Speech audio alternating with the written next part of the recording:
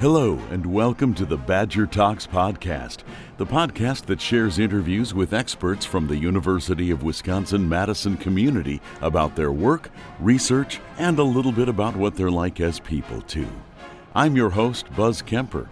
Today, I'll be talking with Dekila Chungyalpa, director of the Loka Initiative, and she'll be speaking about a guided meditation with focus on climate and eco-anxiety.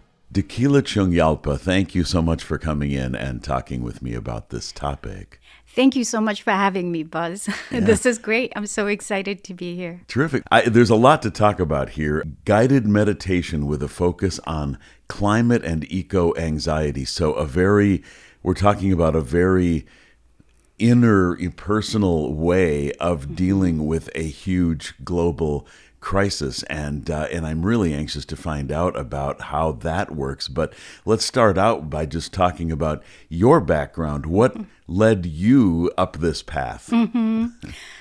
So my background is field conservation. Okay. I worked for the World Wildlife Fund for 14 years. And I come from the Himalayas, was very much raised in the Tibetan Buddhist tradition. But I often joke about how when I came to the West to study, I quickly realized that I had to create a bifurcation of identity where I could be a scientist by day, but I couldn't be a Buddhist. So I became a scientist by day and a Buddhist by night, right? These were two things that were not accepted in the professional field. And this bifurcation of identity, I think, actually has ended up harming a lot of us, people of faith, of course, but also generally speaking, people who really do have a spiritual connection to nature or to community or, within ourselves, let's say. And in my case, what happened was I was good at what I did. I was rewarded for what I did. I ended up becoming the WWF U.S. director for the Greater Mekong region and went out and began living in the Mekong region in Laos. Some of the loveliest periods of my life. But also what I started experiencing really quickly was anxiety, which I'd never come across before. And in my case, it would show up as recurring nightmares where the forests have burned down and I'm the only living thing in the forest. And so there can be nothing scarier for an ecologist than that experience. And I just kept having this dream again and again. And I'm very privileged to have Tibetan Buddhist teachers and to be part of the lineage. And so in my case, I was able to request His Holiness the Karmapa for guidance.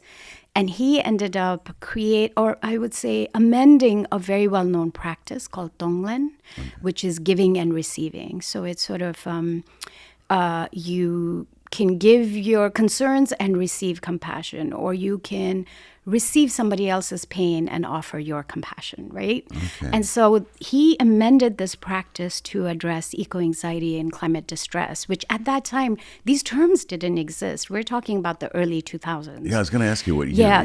None of these words existed. And over time, what I was realizing was that I was not the only one. Pretty much every one of my peers was describing some kind of trauma response, right, to what we were dealing with and working on.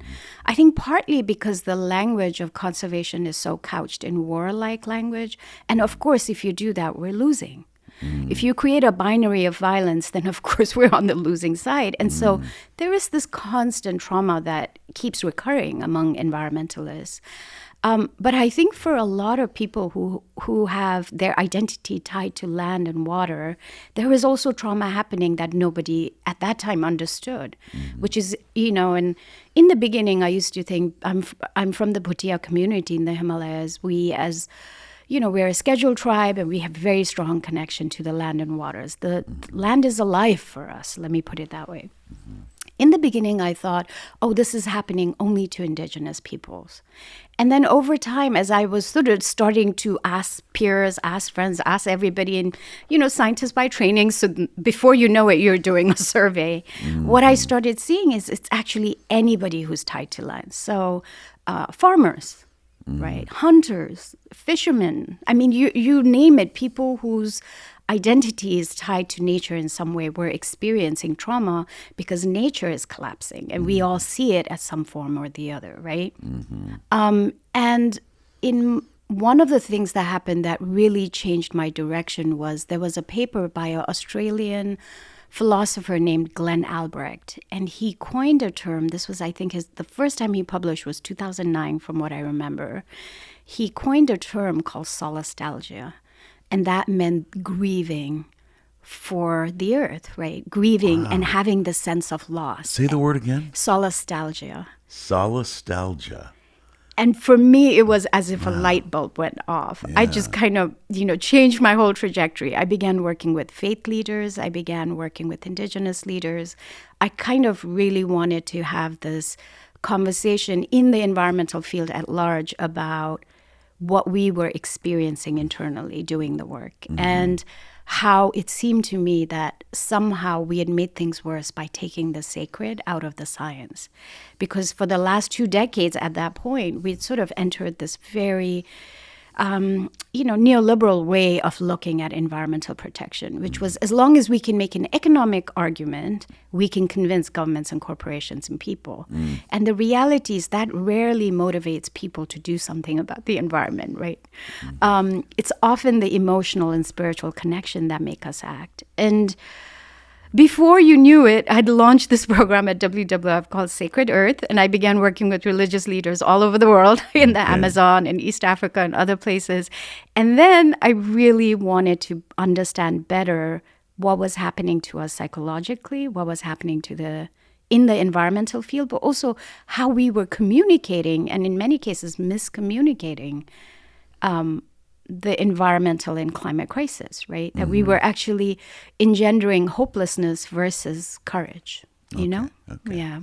So you're working with faith communities, spiritual communities of all kinds. Yes. And I want to get into that later. And the goal is to learn how to deal with environmental crises in terms of your own anxiety. And is there also a component of action in order to prevent these things? How does the actual wheel meet the road here? I love that. I love that phrase. So in 2009, I launched the Loka Initiative at UW-Madison. We're a cross-campus program, and we're housed at the Center for Healthy Minds, which is led by Dr. Richie Davidson, who's famous, right, for studying how meditation changes the brain. We've done programs with him Absolutely. as well. Yes. So it's sort of been this wonderful meeting of similar minds, because we're both really invested in understanding, I think he would say neuroplasticity, and I would say spiritual growth, understanding how that happens and how that can sustain us for the long run. And so the way Loka Initiative is designed, we essentially have a vision of deep resilience, by which we mean inner, community, and planetary resilience are interdependent. You cannot achieve any one of these things alone. You have to work on all three. And one of the big problems in our modern day societies, we think of these three things as completely separate things, right? Environmental issues, social issues, psychological and emotional issues. And so with this as our vision, what I've done is basically create a course called The Psychology of Deep Resilience that provides, we launched it last year, and it provided 15 contemplative practices as we go through environmental and climate issues and solutions. So this is where the rubber meets the road. The contemplative practices that we provide are from a range of wisdom traditions, but they also really promote pro-environmental behavior. So it's not a practice where you just create a safe space for yourself and feel really good and get up and feel like you're 1 inch closer to enlightenment. It's also encouraging you. That's exactly right. And that's exactly where, exactly what I was curious about, is how much of it is self-care and how much of it is actually reaching out into the world and making these differences. So the fourth course in the course program is connection and community, because what we essentially end up saying, and we delve a lot into systemic root causes of the environmental and climate crisis, and we really try to get our learners to understand that individually we may not be able to do very much, but collectively we can do a lot. And so on many levels, including psychologically, it's absolutely necessary we find community, band together and go out and work together. So that is one of the programs that Loka has. And what we did with that program was we embedded research. So we have a very simple survey. One part of the research is that we have something called Check Your Pulse. People can basically, before they start, so they take the module, right? They study whatever it is, globalization, whatever they might be reading at that moment or watching in the videos. And then before you start your contemplative practice, we ask you to tell us what you're experiencing and rate that. You do the contemplative practice, then we ask you to check your pulse again. So you do the same thing again. And it's preliminary because we've only done this for a year. We've just taken the course down to revamp it and put it back up in January. We had over 1,500 learners from over 70 countries. This course is on edX. Wow. And it's preliminary, but what some of the research is showing is that, first of all, yes, there is definitely what you called earlier, eco-anxiety, climate distress, all of the many emotions that surround that, because it shows up in different ways for different people, right? Some people experience real anger. Some people experience despair. Some people are motivated to act. Some people just sort of become completely, I think, turned off, right? Yeah, kind of shut down. And so people experience it differently. These terms are catch-alls for a really huge range of emotions, which is why we want to know what individuals are experiencing, right? And so we noticed that, first of all, that the intensity of emotion comes down with contemplative practice. But something else we picked up on that I'm just really excited about is that the nature-based practices are opening up different emotions. So by which I mean, we noticed that when we moved away from more traditional contemplative practices, in the West, like mindfulness, for example, when we move away from that towards nature sit spots or nature-based practices or indigenous land-based healing practices, one word comes up that doesn't come up before that, and that is joy. People experience joy in nature. And one of the things we know is that nature connectedness has completely plummeted in the last couple of decades. Most people, there is a definite age group that still identifies closely with nature or identity groups. But for the most part, across the globe, nature connectedness has dropped. Okay. What is the strongest subsection then of people in terms of age, gender, anything? What are you finding? Urban populations, right? Very strongly in the West or in highly developed nations or in highly developed urban populations in the global South. Okay. So we're definitely seeing this disconnect taking place in these populations. Okay. I would say, one of the things I often get asked doing work with Indigenous leaders is how do Indigenous leaders or Indigenous people still stay so resilient despite such histories of trauma? And they themselves have often talked about the fact that nature is alive to them and they belong to it. The sense that as a species, they are part of it. They don't see themselves as separate or dominant or in any of those dichotomies, right? They just see themselves as part of this larger identity. And so that protects them psychologically in a very deep, meaningful way. And I think that's something we can all learn from. And so I'm really excited to see what the research is bringing because I think it allows us to improve what we offer, obviously, in these courses and practices, but also really bring it back to the environmental and climate communities, and kind of bring it back to some of the ABCs that we had moved away from, which is just engendering this awe, the sense of connection with nature and with the earth, and allowing that to bloom into joy, really prioritizing joy as an emotion, which is so necessary when we think about being in a time of collapse, right? Right. You've been at this about a year, you said? The course has been up for a year, and that we took it down and are doing the research right now. And the goal is to get to the emotion of joy. And so I imagine that you're finding how certain paths toward joy are working better, are more direct paths than others. Is that correct? And what are you finding in terms of how to bring people to that space? I think something I did not expect, although in retrospect it seems kind of obvious, but something that showed up that it's preliminary, so I say all this with the caveat. Yeah. But what we noticed is because the courses are very systems oriented and systems based, we noticed that when we start talking about environmental and climate issues, the moment we move into systems analysis of these problems, the root causes, this is bigger than us individually. This is an entire neoliberal economic system that's taken over the world in 50 years, you know.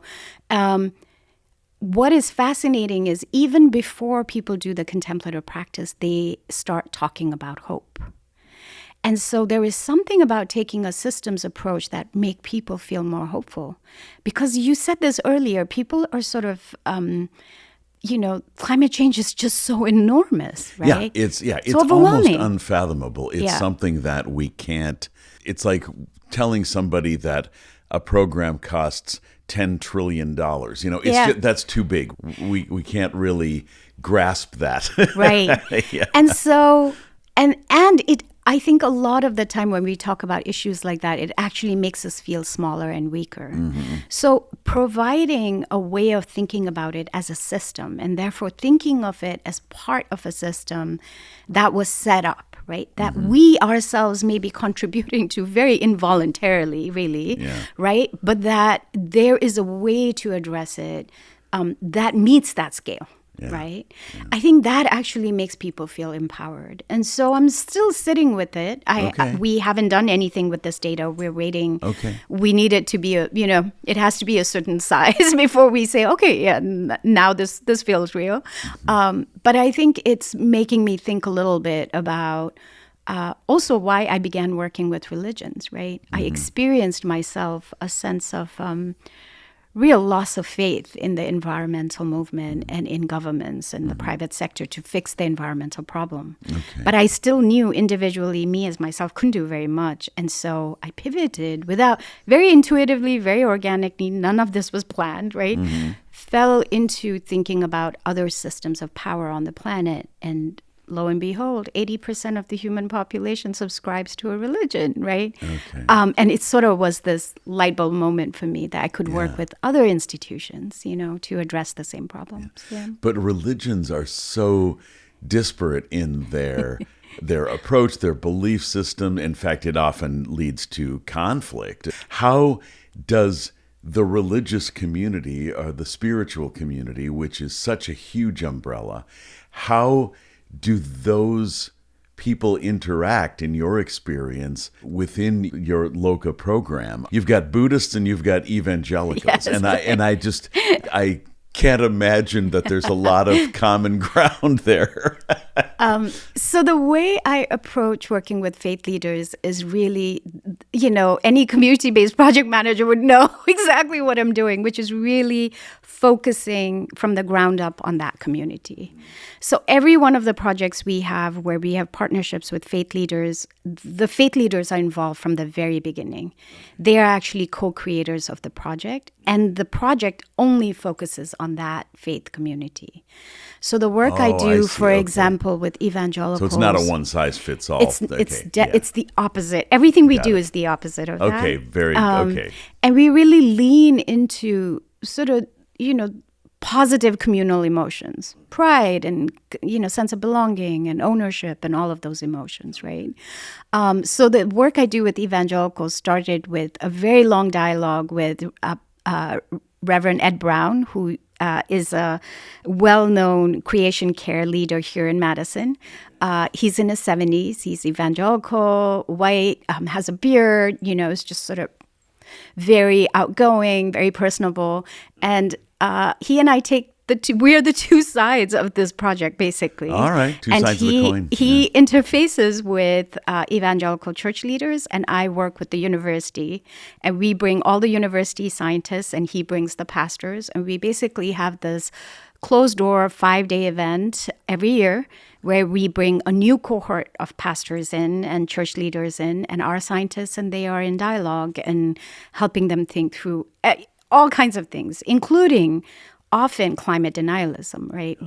It's not like the pastors come in believing in climate change always. That was my next question is I have this vision of the evangelical community as being largely politically conservative, and part of that movement is a denial of climate change and what's happening. So that's got to be a big hurdle. I mean, for one thing, the irony here is that they wouldn't be experiencing eco-anxiety, some of them, because they don't believe it's happening. Is that correct?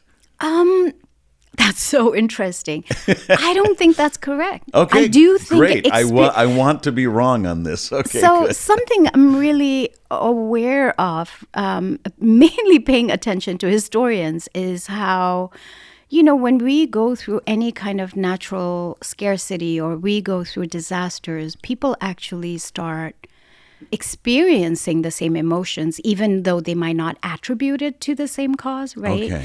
And so people are experiencing this heightened sense of anxiety, heightened sense of helplessness, rage, right? Feeling vulnerable and in some cases, of course, feeling victimized or feeling harmed directly and so on, right? Feeling overlooked. And so that can propel you towards some extreme behavior, or that can propel you to build community, right? And so for Loka, obviously, we're really trying to in many ways build these bridges with different faith leaders, because they can influence communities in a way no scientist can, no government can, right? And to normalize the idea that, so in evangelical speak or Christian speak, it would be creation, to normalize the idea that creation requires protection. And if we protect creation, we're doing God's will, right? It's a gospel issue.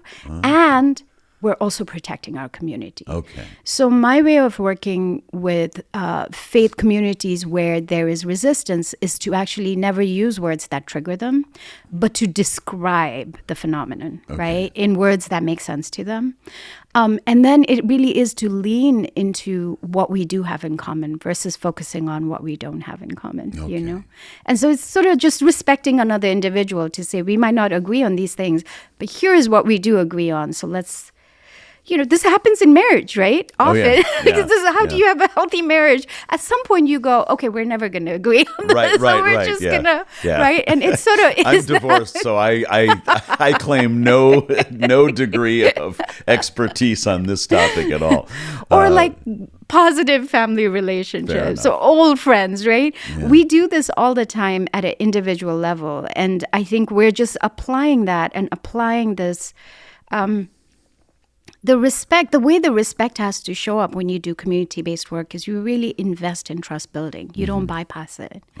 And I think a lot of times in the Western world, in the Western sort of, we go professional world, right?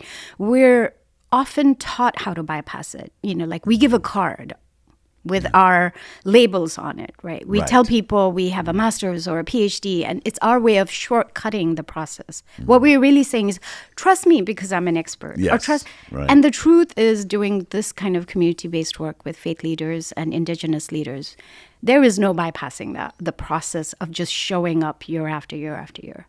And just letting them get to know you and start to trust you, even though, in my case, I often joke, I'm a Tibetan Buddhist, tribal Himalayan woman that is working with mostly white evangelical pastors, but it's sort of, there's a lot of humor in it. And there is a running joke that I'm their favorite Buddhist because I'm the only Buddhist they know.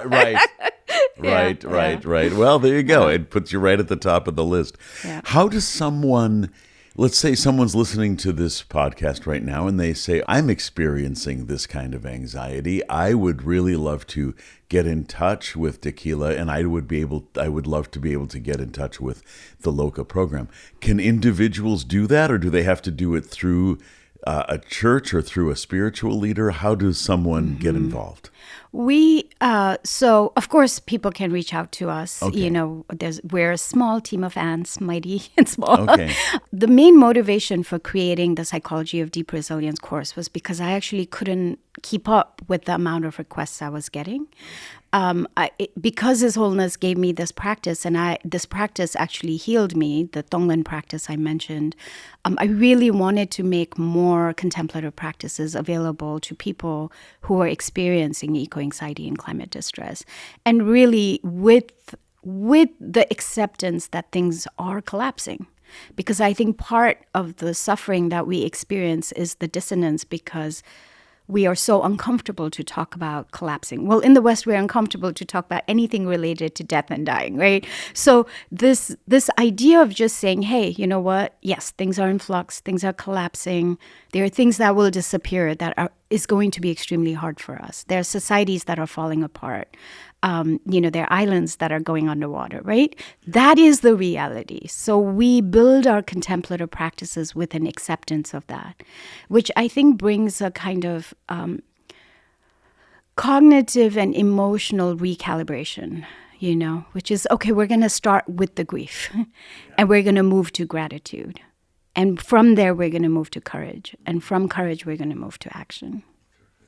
So does Loka Initiative, I imagine you have a website? Yes. It's lokainitiative.org. Okay, that's Loka, for those of you listening, initiative.org. Wow, there are other things I'm curious about. Maybe we'll have to have you back, but at this point, we should probably wrap it up. But I do want to ask you one more thing. When you're not doing all this kind of stuff, what are your personal interests? Do you have hobbies or sports? Or I do. You're from I'm the Himalayas, so I imagine you climb mountains. I do spend as much time as I can in wilderness up north, and so I take every chance I can get to go be with some of our native partners. I've had some really wonderful experiences up on the Menominee Reservation, for example. Terrific. And I spend a lot of time gardening. I've been trying to rewild my lawn. Nice. And nobody told me that you start with a patch and you think you're going to keep moving the patch. And actually, all you do is work on the same patch every year. The same patch, right. Yeah, because it's a lot of work. I bet. But I've been trying to rewild my lawn. And my husband and I, we explore a lot. We both love kayaking. So we do that a lot in the summer. Terrific. It's quite lovely. Yeah. Dekila, let's end the interview with a brief contemplative practice, if you would. Oh, I would love to offer this. Let me offer a very abbreviated version of the Tonglen practice I've been naming all this time. So the Tonglen practice that was given to me is by His Holiness the 17th Karmapa, and it's very much amended from the traditional practice that comes as part of Lojong. But I think for people who are aware of Tibetan Buddhism, this will be familiar. And for those of you who aren't, just think of it as a nature-based practice. So the first thing I want everyone to do is just settle in and get comfortable wherever they are, standing, sitting, cross-legged. And just straighten up your body. Imagine that there is a string that's pulling you up from the top of your head. And so align yourself and then let the string go and just settle in. We are going to start by just acknowledging that our body is our primary home.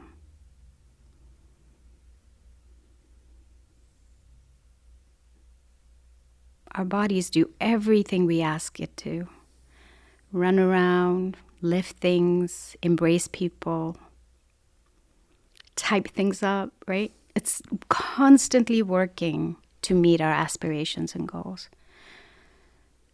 And so let's start with just naming how hard our bodies work, what they carry, and allowing gratitude to infuse every part of our body right now with every breath.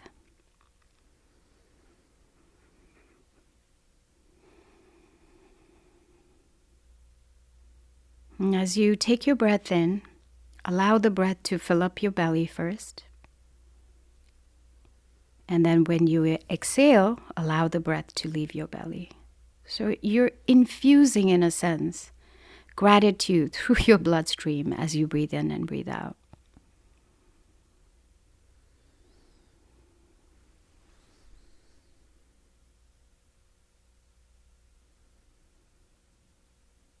Now, with this sense of gratitude, I invite you to bring your awareness to the breath itself.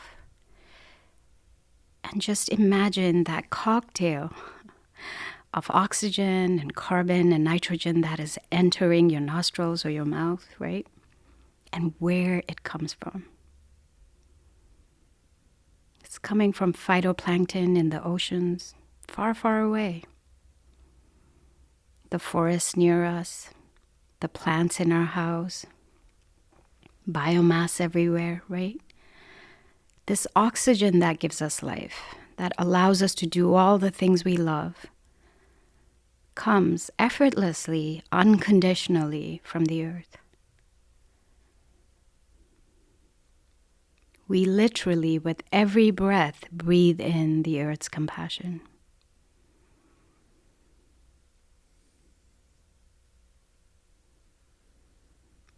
And so take a moment to name the emotion that comes as a response to that.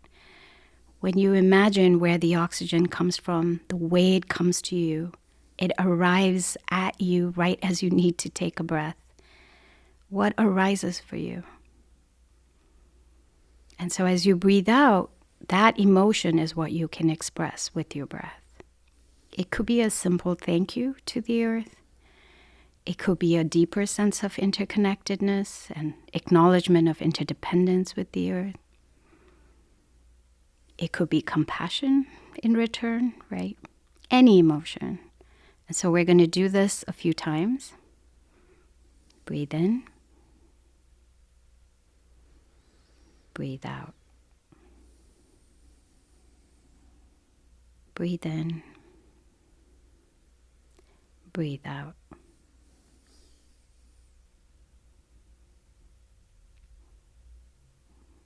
At any point in the day, at any point in the week, when things get really stressful or you feel overwhelmed, just allow yourself to focus on your breath and remind yourself that you are connected with the earth no matter where you are, no matter what your circumstances are. The earth is giving you life moment to moment to moment. The earth wants you to live and flourish and turn your faces to the sun. Thank you. Wow, thank you. Wow, terrific. Wow. I have no way to respond to that other than that. Yeah, that felt good. Thank you. I hope it helps. I know we're all experiencing, I think, a certain amount of panic and confusion day to day right now, especially. I often talk about systems work because I think that allows us to take a step back from the panic and to look for other people who think like us and who want to act in a way that is positive, right? So really, I think this is one of my deepest hopes with the Loka Initiative is what we're essentially doing is saying, build up your reserves individually and then find community. And those two things go hand in hand. Yes, that makes sense. And I am reminded of, speaking of Himalayas, I am reminded of a quote from Sir Edmund Hillary after he and Tenzing Norgay were the first to reach the summit of Mount Everest and then get back down safely. One of his famous quotes is, "It is not the mountain that we conquer, but ourselves." Absolutely. And so it all starts within us. Dekila Chungyalpa, thank you so much. Thank you. It's so lovely to be here. It's lovely to meet you in person. Yeah, you as well. You as well. Thank you. Thank you.